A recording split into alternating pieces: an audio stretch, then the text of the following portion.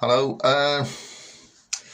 Might not very interest many people, but anyway, it's about toilet repairs. I did one before, and it was quite successful. But the wire, I'll show you the wire, which is a wire for hanging up curtains. It eventually wore out, and but I was going to sort of get the pins off a plug, because I thought they could be put on the end of this and then tightened up so that it would stop the wire, which I thought was quite an effective hinge falling out of the toilet. You know, that it goes from here to here sort of thing.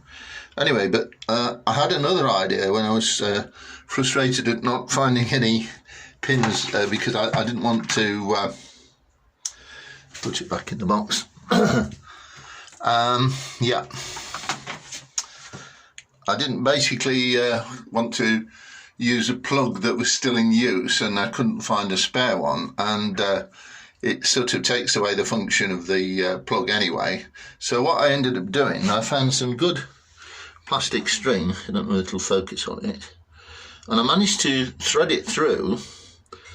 I mean, the seat goes up and down. It's a little bit wobbly, but it's not too bad at all.